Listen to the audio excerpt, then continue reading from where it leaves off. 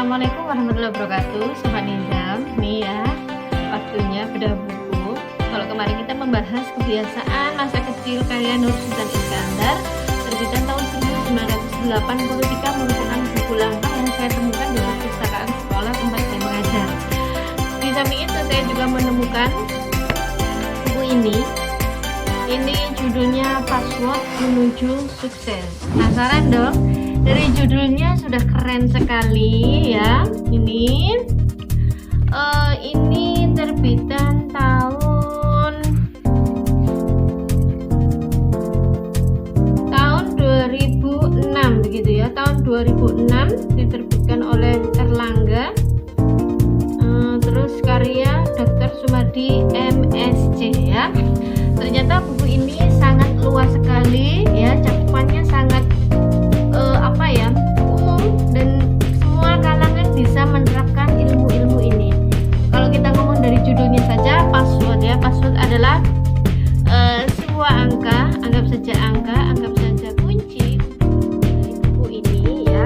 Ternyata kita bisa ini ya, sukses itu ternyata tidak hanya dipandang dari pengusaha dengan omset ratusan juta, pengusaha dengan omset ratusan miliar ya, bukan seperti itu di buku ini. Jadi buku ini lebih bagaimana cara mengembangkan tips, mengembangkan diri kita. Misalkan kita seorang guru, bagaimana menjadi guru yang sukses.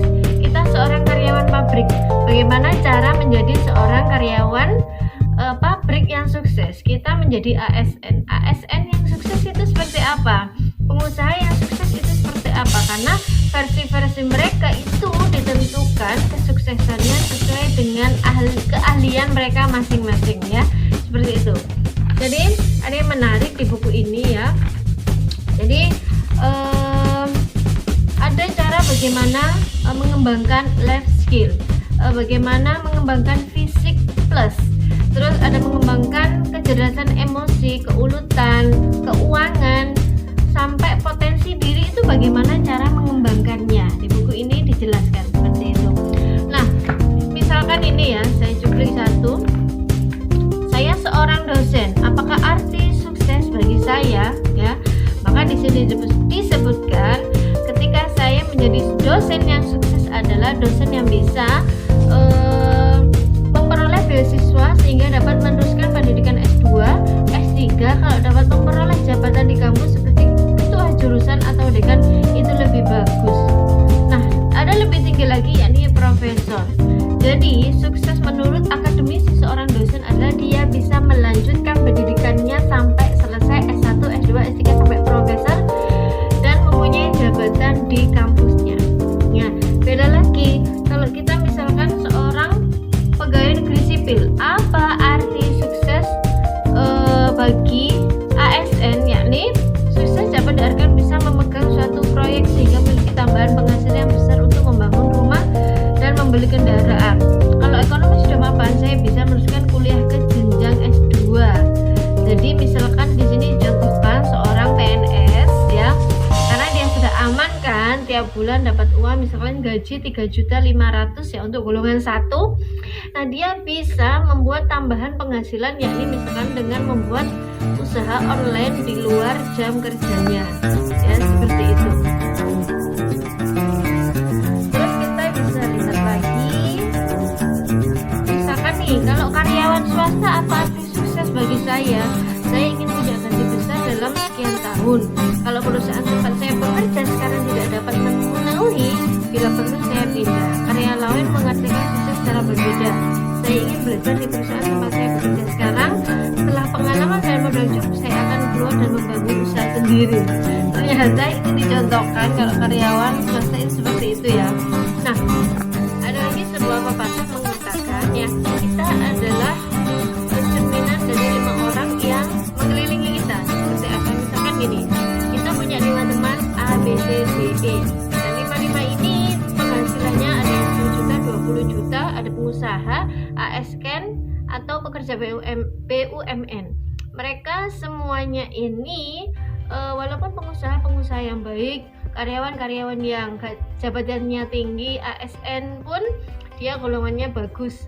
Maka ketika kita dikelilingi 5 orang ini, otomatis ya secara tidak langsung maka kita akan terpengaruh. Berbeda lagi kalau kita memang dikelilingi orang yang maaf ya males, bangunnya siang, terus pulangnya malam, begadang, cangkruan gak karuan, maka ya sedikit banyak kita itu terpengaruh, dan itu memang saya alami. Jadi ketika saya lagi down, ketika lagi mengalami masalah ya, saya akan ke tempat teman saya yang memang dia cukup membawa pengaruh ya. Ternyata ketika saya main di tempat dia juga membutuhkan informasi dari saya. Jadi kita saling support, saling tukar ide, pikiran. Nah, setelah saya pulang, maka saya akan mendapat ide-ide baru, semangat baru seperti itu. Nah, di buku ini ada ini ya, banyak sekali ilmu-ilmu yang dipaparkan ya. Misalkan ini, bagaimana hubungan kecerdasan potensi, kompetensi, dan kesuksesan ya. Hubungan kecerdasan majemuk, potensi diri, kompetensi, dan kesuksesan dapat kita lambangkan dengan sebatang pohon yang bagian kecil yang saya ambil. Ternyata masih banyak sekali informasi yang berhubungan dengan kecerdasan potensi, kecerdasan spiritual, kecerdasan otak, kecerdasan, terus apalagi fisik, banyak sekali ternyata yang dibahas di sini. Saya akan membaginya dari beberapa part nanti. Nah, untuk yang pertama saya akan membahas mengenai apa hubungan kecerdasan, potensi, kompetensi, dan kesuksesan.